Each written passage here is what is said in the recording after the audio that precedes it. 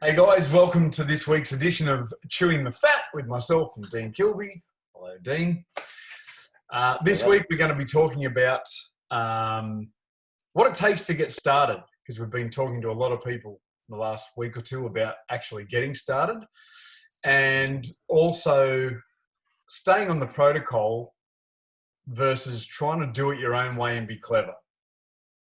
So let's kick off with what it takes to get started.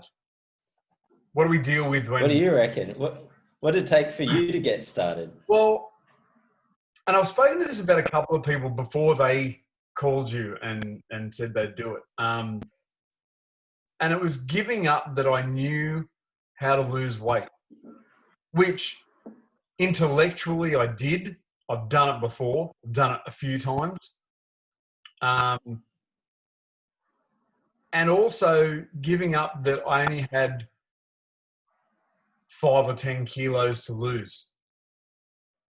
And that may or may not have been the case, but not clinging to, I've only got 5 or 10, so all I need to really do is drop the beers and clean up my diet a bit, not eat crap late at night, and I'll lose it anyway, so I don't really need to go on the protocol. So it was really just letting go of what I thought, what I was being right about, really.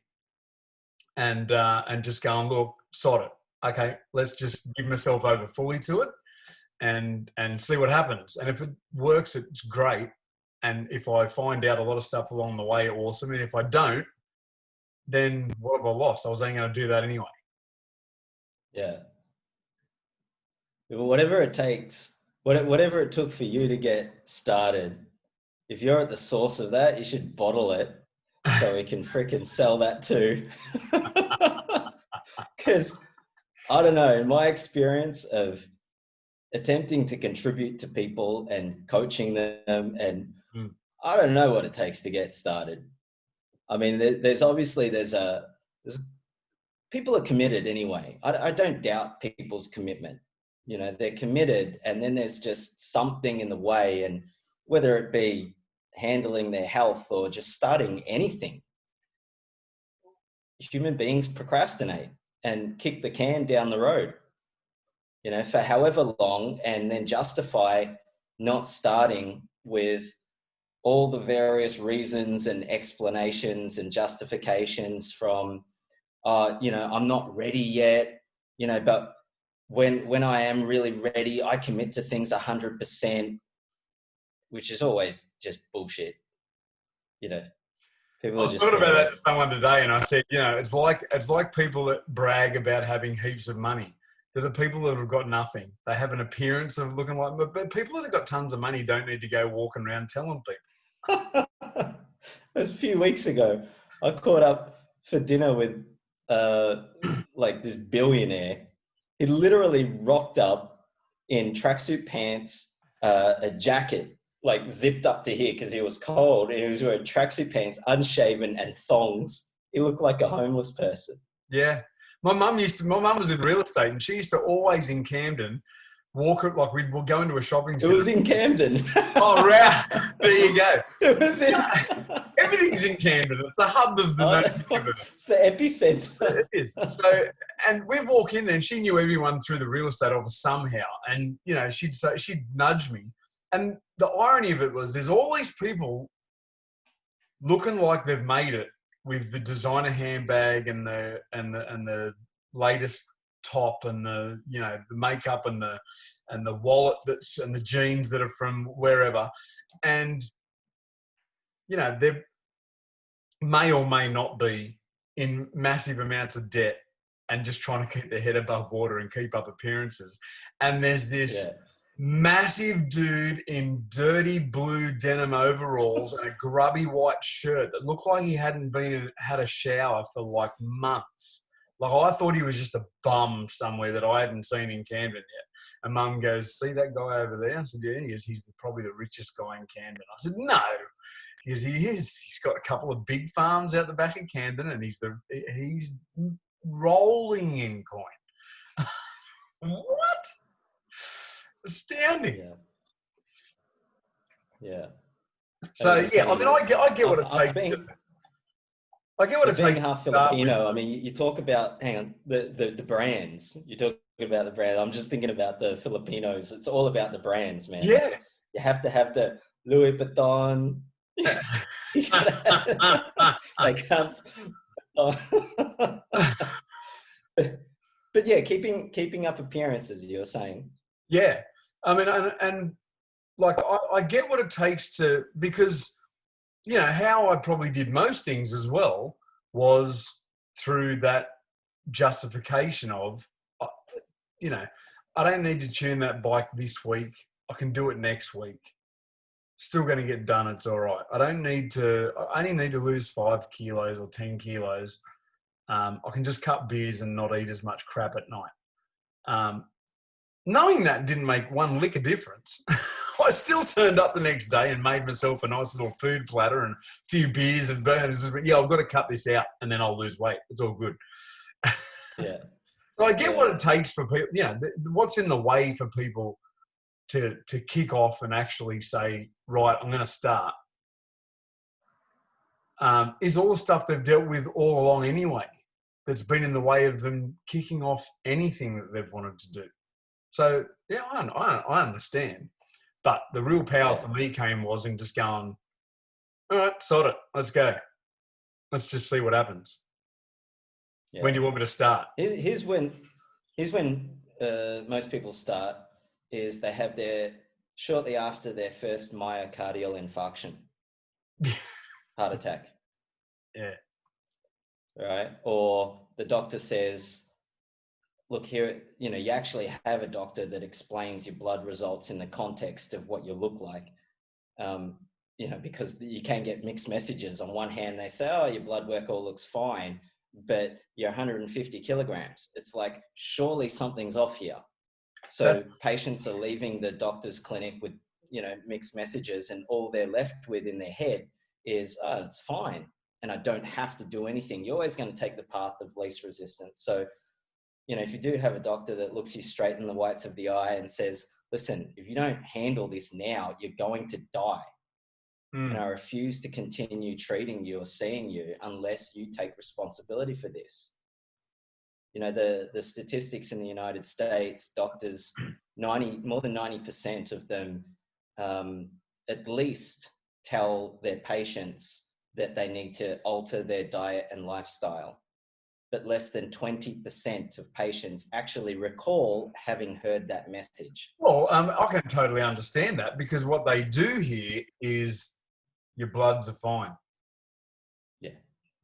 Yeah, so they don't hear it. Yeah. So what are you listening to? If you're not hearing what the doctor's saying, what are people listening to? And well, you're listening to the justifications, the reasons, the explanations, everything that stops you from acting as you know you need to act, acting towards what's consistent towards the what it is that you're ultimately committed to. And you'll go do something else. You distract yourself. You'll say things like, I'm really busy. I'll get to it. I've got a plan, Trevor. No, I've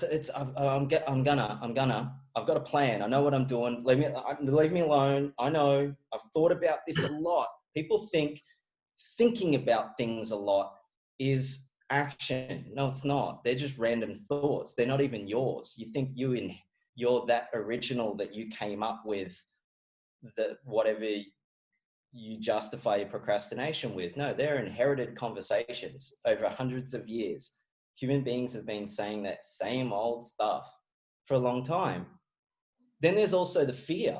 It's like, I know I should, but then you're terrified of, like, you don't want to fail again. And maybe you've attempted many times in the past, maybe half-heartedly, but who knows, but, you know, and you've maybe even succeeded. You've justified, you've had this conversation, you know what works because you've been able to lose 5 or 10 kilograms in the past, but you put it all back on again, or even then more, you know, got bigger.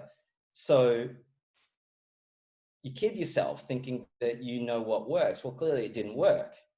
Put the weight back on. So what is it? Is it just the weight loss, or is there a fundamental transformation that needs to happen?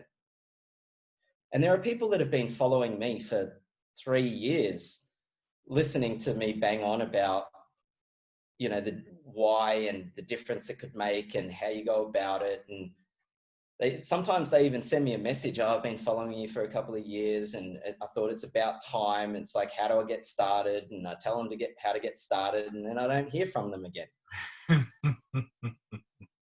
So whatever the barrier is for people, you just got to deal with it. If there was an easy way to help people get started, I kind of invested myself in that for a little bit, trying to like how you can't help people unless they're ready, right? But that's a sort of like, that's a bullshit kind of conversation anyway, because how do you know you're ready? Now, clearly you've got to, there's a willingness to face the truth about things. We go, oh, I'm not that much overweight, or, it's only just a little bit here or there. And I look at people and I take their measurements and they're obese. Like they're a heart attack waiting to happen. It's not like, I know doctors that, their coronary artery is clogged up. They're going to have a heart attack, like without question, within the next 4 to 5 years. And they're freaking doctors. So it's not like what you know, because these guys know a lot. Yeah. It's how you act and when you act. That's all that makes the difference.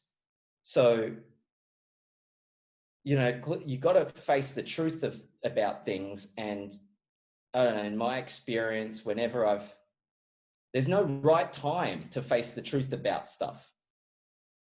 Whenever you have to kind of deal with your own bullshit and your own inauthenticities and what there is to do and handle and, confront all this garbage that you've been using as an excuse or a reason to not act.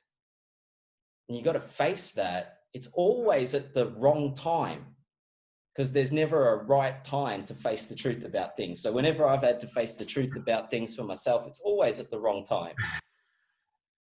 So you kind of then go, well, yeah, people have to be ready, but then how can you get them ready? What can I contribute to helping people get ready? And I haven't figured that out yet. I mean, people just kind of come when they come, and I'm a bit more relaxed about it now. Like, otherwise you force people and you try, and it's like, you can't badger them, because then they dig their heels in even, further into the ground.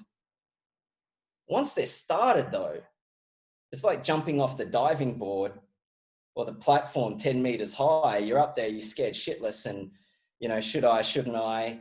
What you interview everyone in your life to see what they think, whether or not you should do it. Look, I'm not just talking about some bloody dietary program. I'm talking about, a new relationship or a business, or leaving your job, or creating a new career, or whatever it might be.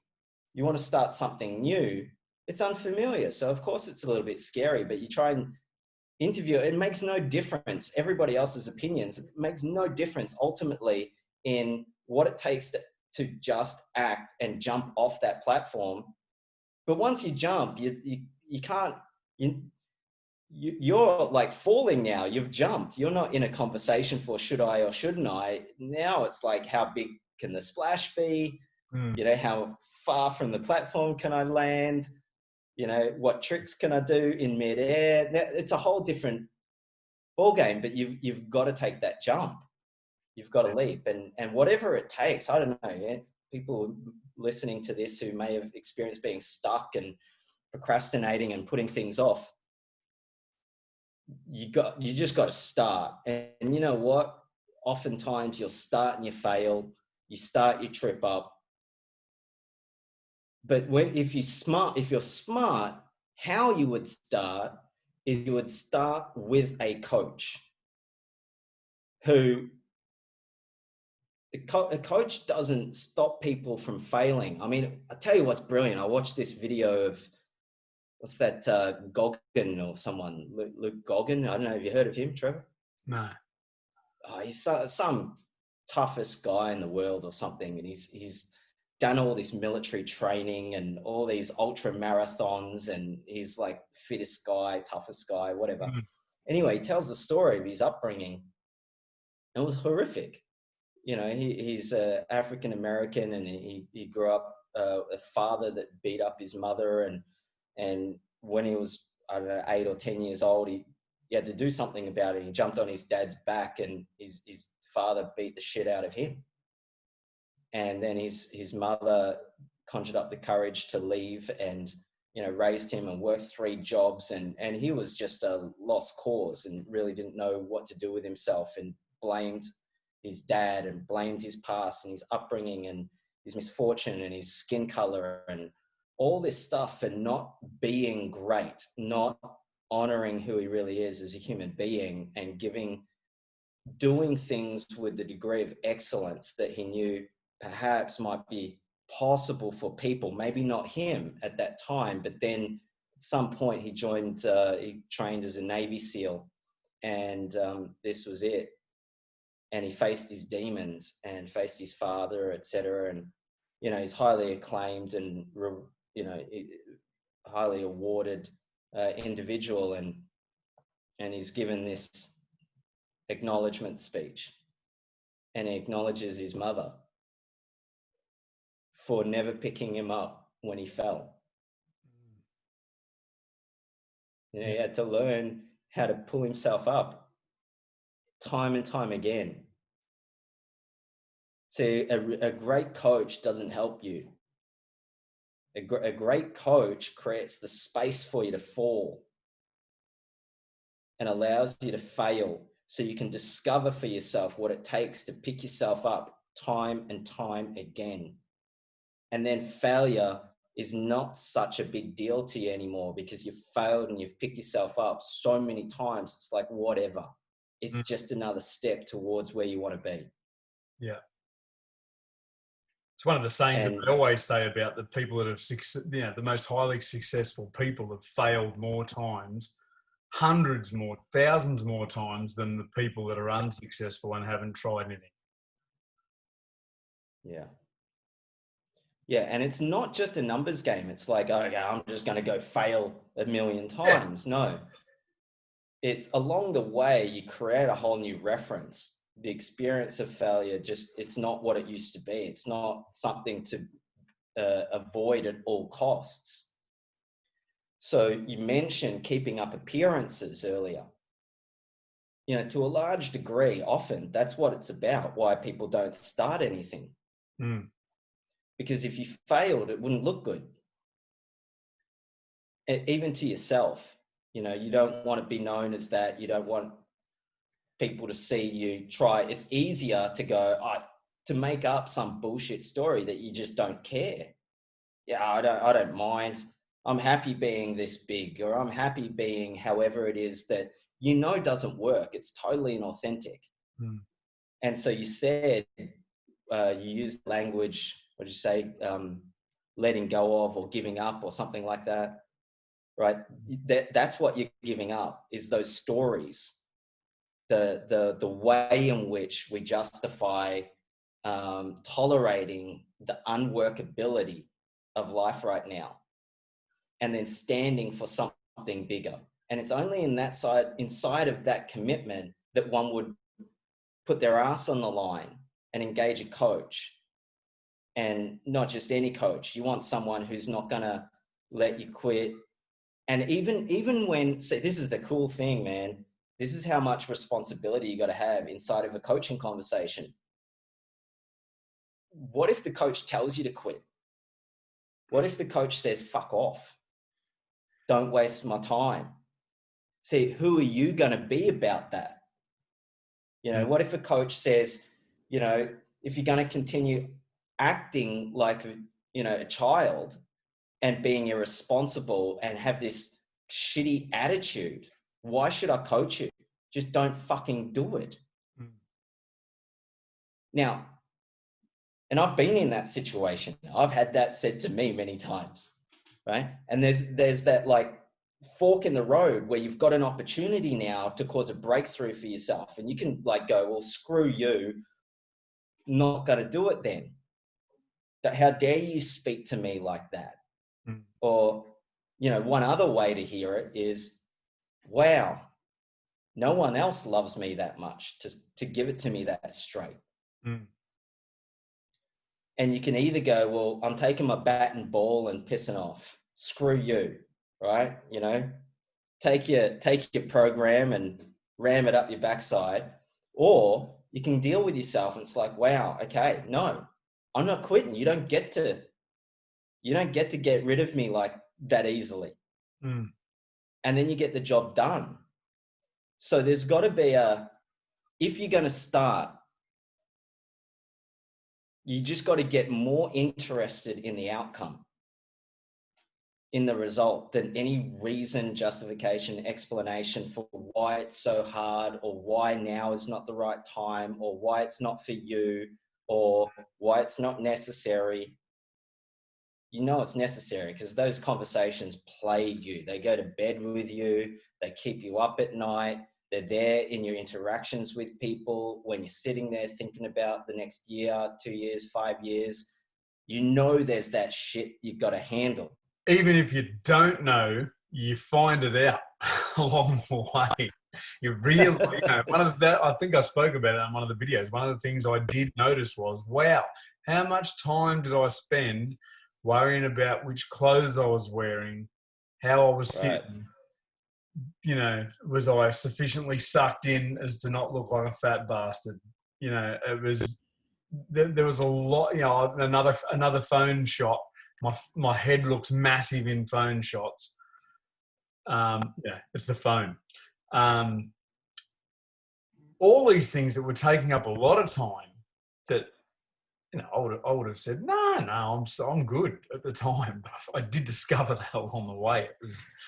It was actually freeing to go, wow, I'm not tied into doing that all day long anymore. I can just put on shirts that actually surprise me that I can wear again and go out and never think about it again. I mean, the tough thing is when you've got something that's extraordinary, which I do, and when I've invested myself in so many years of training and development and education and learning and meeting with the world's experts, and man, and then you can produce the results, and you've the proof of concept time and time and time and time and time again, and then those that you want to help the most won't let you.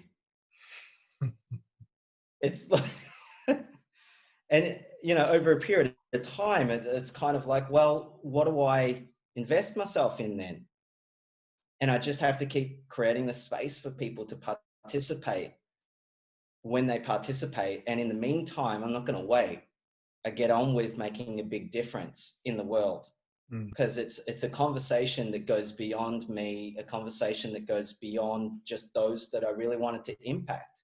And there's been some people that I haven't been able to make a difference to, and I've lost them along the way. And damn it, I don't want to lose anymore. And there are millions of people that are suffering. I don't mean just dying. I mean suffering. Like their quality of life just sucks. They're in pain. They're not present. It shows up in their behavior, in their interactions, how their relationships go. Particularly when people are suffering, you get pain behavior.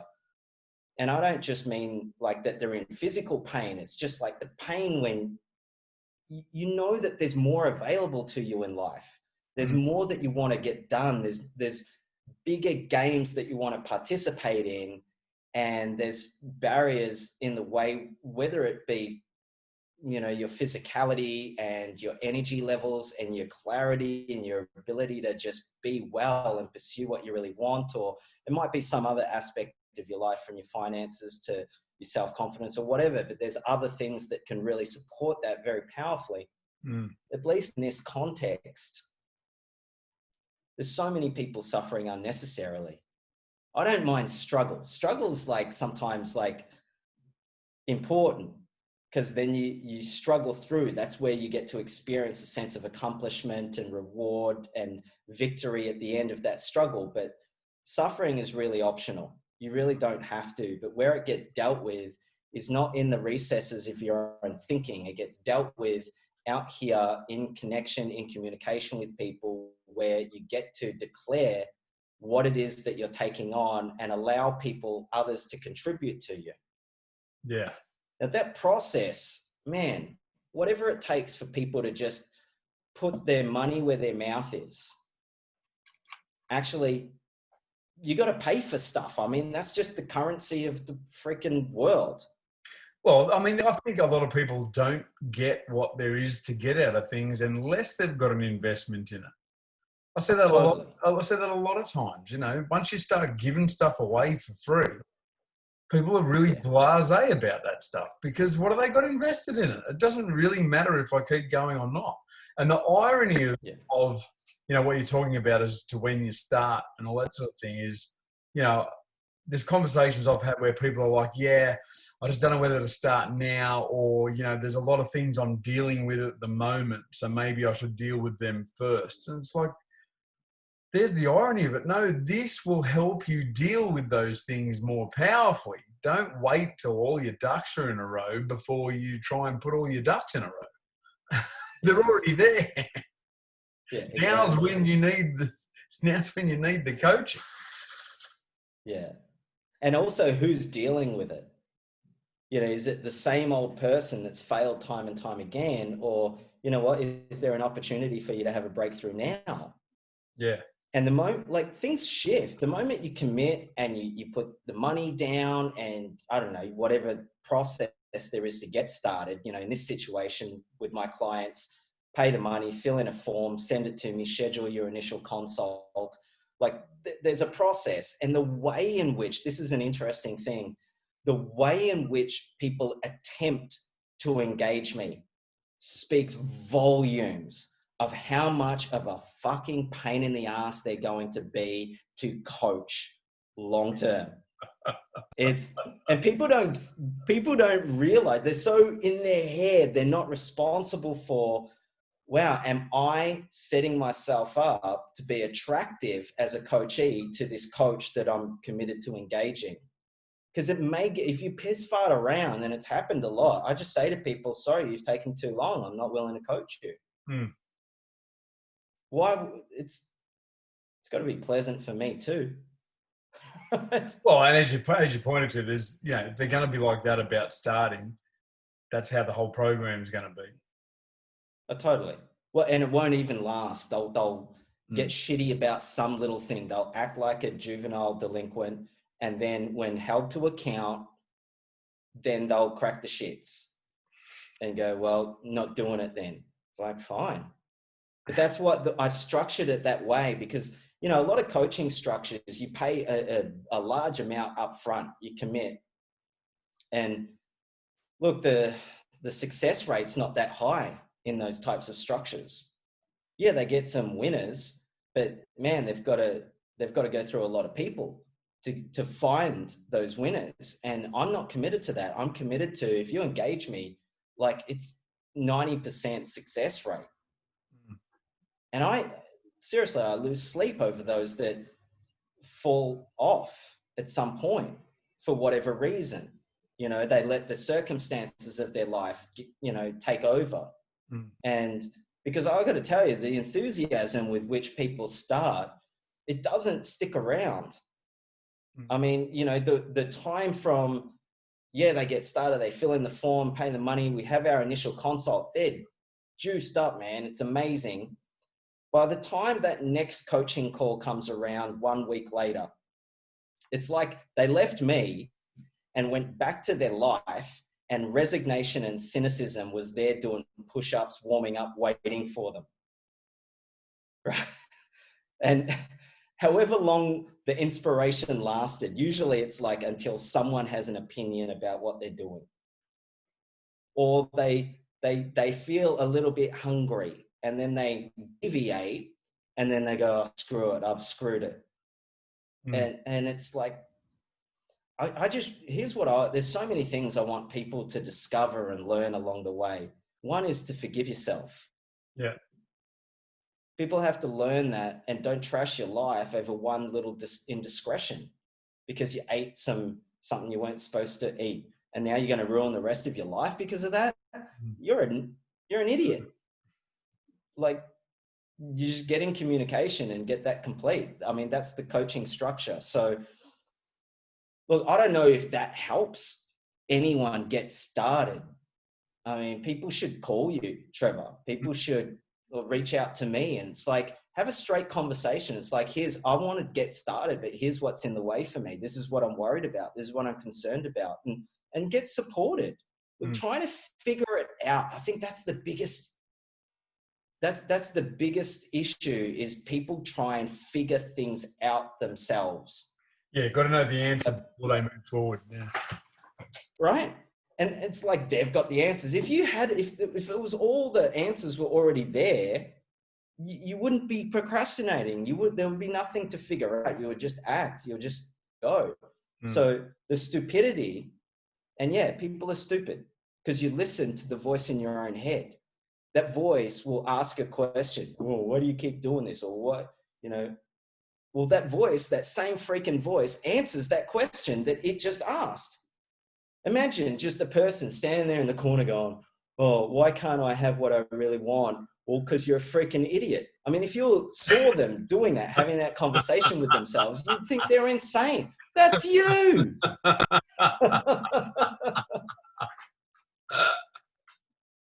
So, but then Good once movie, you start, that's a good movie idea. That's a good or a TV series. That'd be great. Just the guy with the outward voice in his head. Hasn't there already been one? Was there a little cartoon movie like that? I didn't see Inside Out or something like that. Yeah, I didn't see exactly what it was. But there were individual kind of beings, characters that they created. No, in reality, it's just the one. Yeah, voice. That's what we should do. We should write a TV show where there's just one dude that has an outward voice for the voices in his head. That'd be awesome. It's all, as Shakespeare said, life is a tale told by an idiot, full of sound and fury, signifying nothing. And when you can start getting it's just blah, blah, blah, that's all just the noise. And then you can, when you hear it, it's like, firstly, that's miraculous. It's like, when you can hear that voice in your head, you got to ask the question, well, who's hearing it? I don't know, maybe that's the real you or the self, or I don't know what people call it. But, and from there you can, it's like, okay, what do I really want and what am I committing to? And then you just take actions.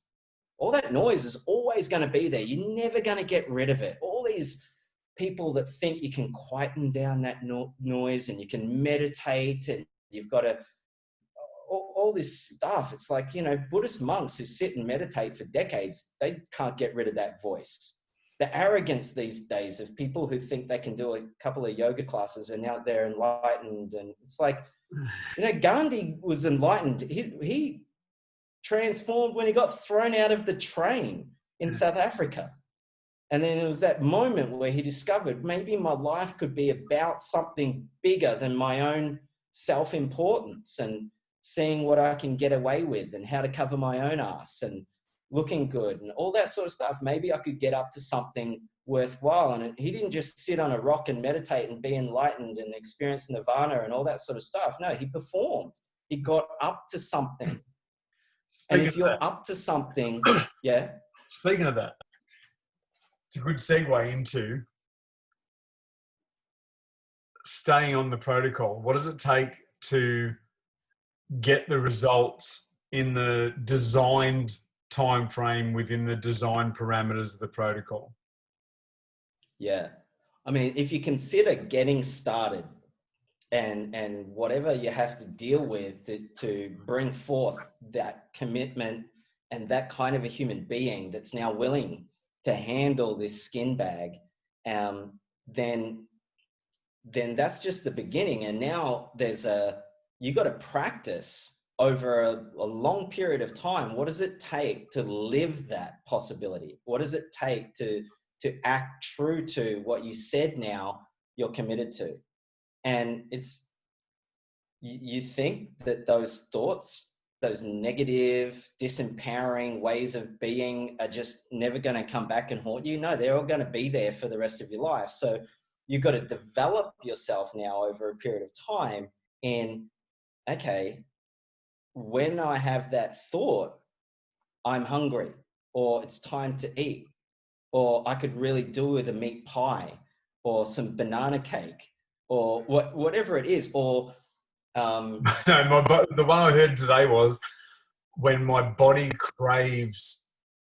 What was the terminology? My body craves. I always took that as meaning that I was deficient in something, and that's why yes. my body craves it. So, These are the superstitions yeah.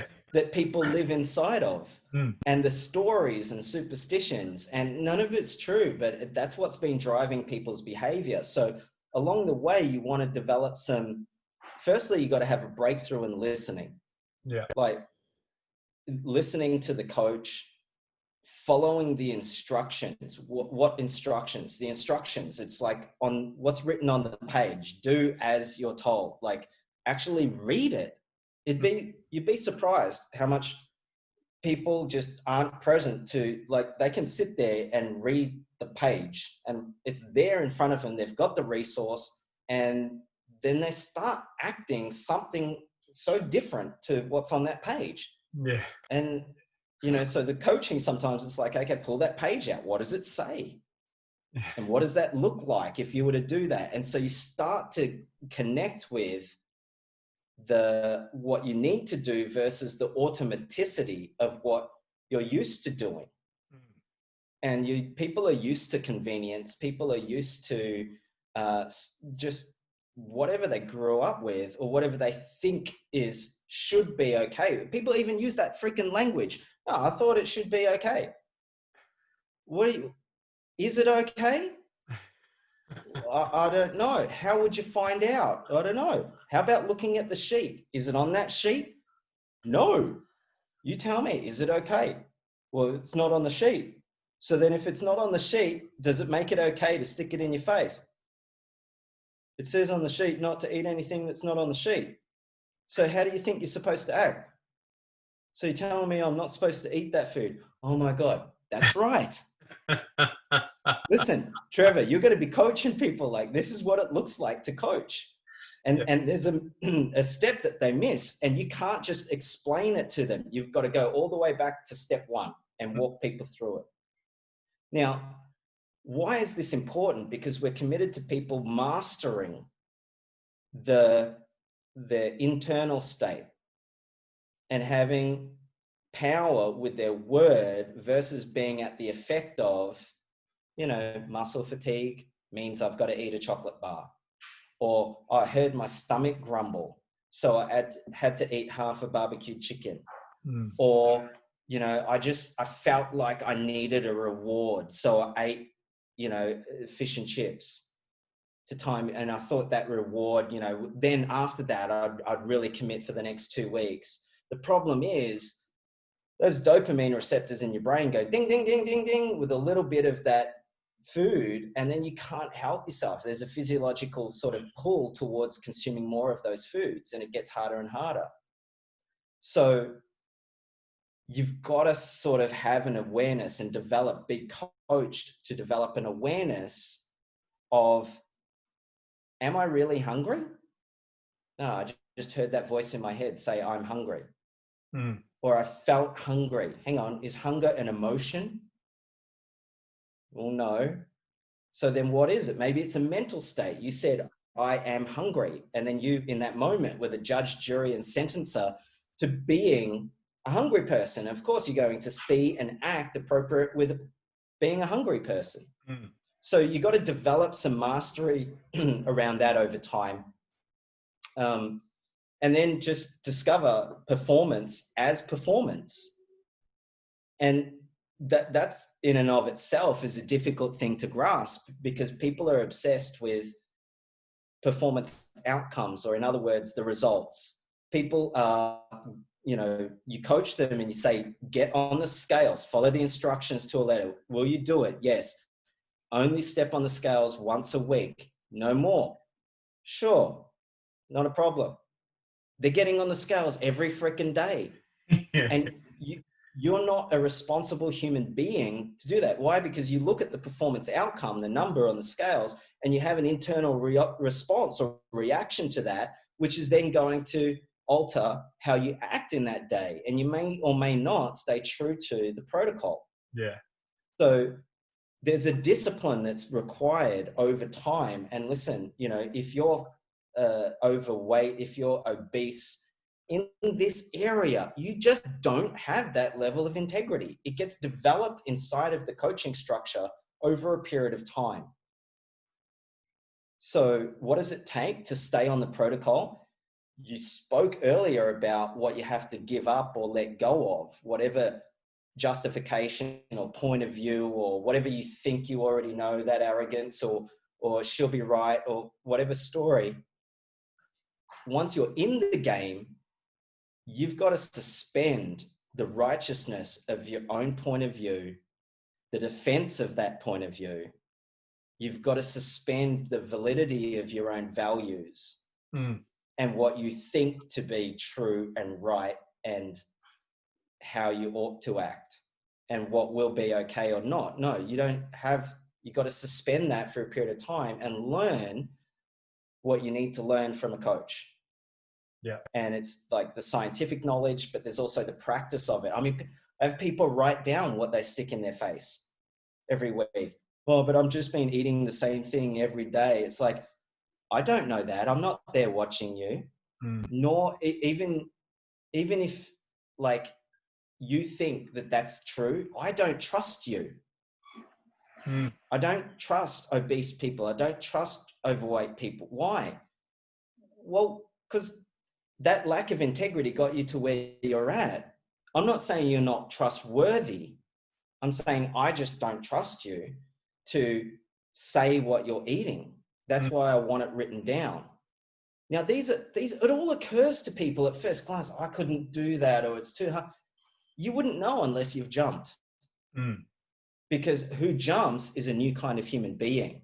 That one can. Now you're looking at things with different eyes. Plus, I make it really workable for people to be able to do it. Plus, if you're seeing 2 to 3 kilograms down every week, I mean, that's extraordinarily motivating. It's really fulfilling for people. It's like, particularly if they've been stuck at a particular weight or they've, you know, been on that upward incline for some time and they can't stop it. It's like, well, follow these instructions and you'll start getting the results. And it takes the mystery out of it. Yeah. And people start seeing that it's mechanical. It's all in the world of performance. It's got nothing to do with your lack of willpower. It's got nothing to do with the stories that you tell about yourself. And now you've got to, it's completely invalid, those stories. I can never have what I really want. I'll never have the body that I really deserve. I could never live the life.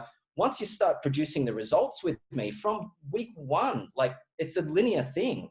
The only time it plateaus is when you stop acting like you were when it was going like this. Exactly. It's really simple.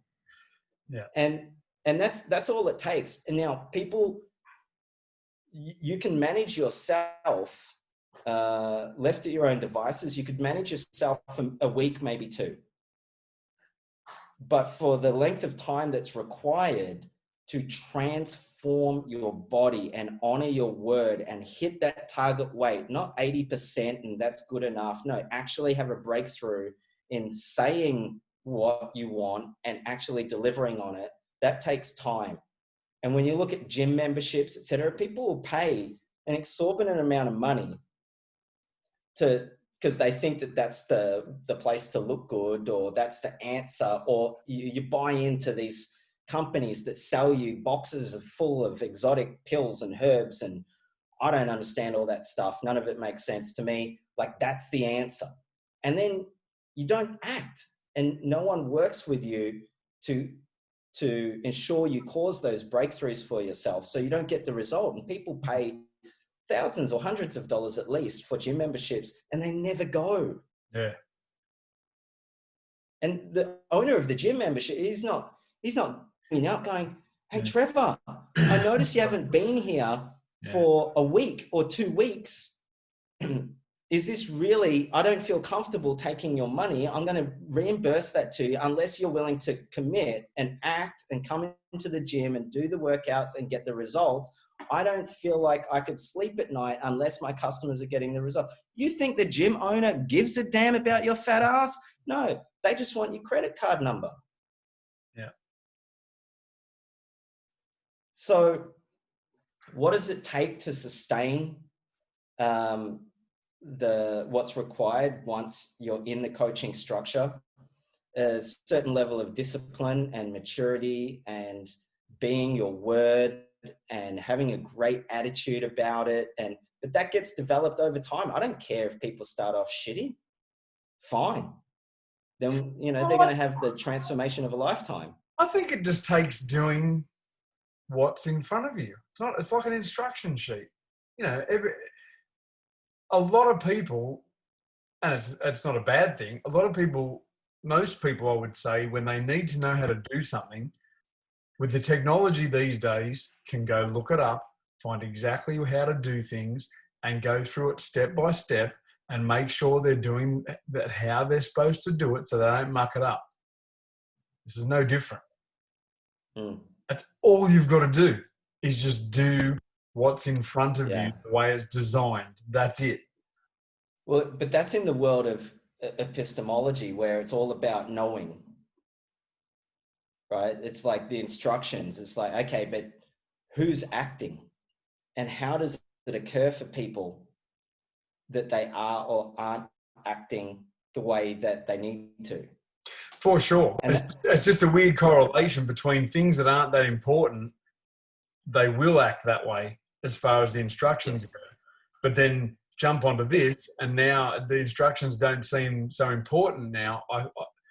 Well, it says that I can eat this. Does that mean I could put that into here, and then if I cook that with this, that should be all right then, shouldn't it? Because it says that. It says I can eat that food. Totally different ball. People can't, but Trevor, people can't follow instructions. If only it was that. Look, en masse, I mean, that's why we have jails, because people break the law. That's why we need police, because, as a whole, people just, at the moment, people can't be trusted. Wear masks, or everyone's, don't tell me what to do. I'm going to do it my way. You think people are that trained in following instructions the way that they're designed to be followed? It's like when you buy Lego. I'm pretty sure every Lego set I've ever bought for my kids was not for my kids. It was for me. But when you open the box and they've got to follow the instructions. And what's brilliant about Lego is it's, the kids page by page. And it's like, if you miss something, then you've got to go back and look, like, what did I miss? I stepped over something. And that's what's really cool about Lego. And it's like, then Dad, how come it's not working? This doesn't fit here. It's like, well, what did you miss? Go back page by page and you identify that bit you stepped over. And then they've got to take it all apart again. And, I found that myself building my daughter's bed, this monster of a bed. I had to build it 3 times because I kept getting this one freaking panel wrong. And it was panel number 2.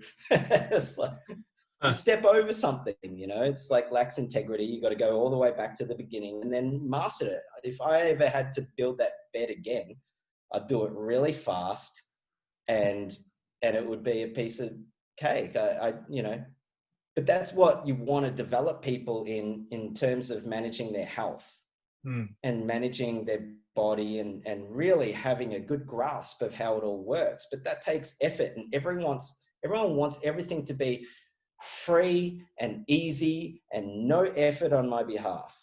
Well, too bad, so sad. You just don't get to have the sheer joy and opportunity of accomplishing that result if you're not willing to put your ass on the line and experience some level of uncomfortableness for a period of time.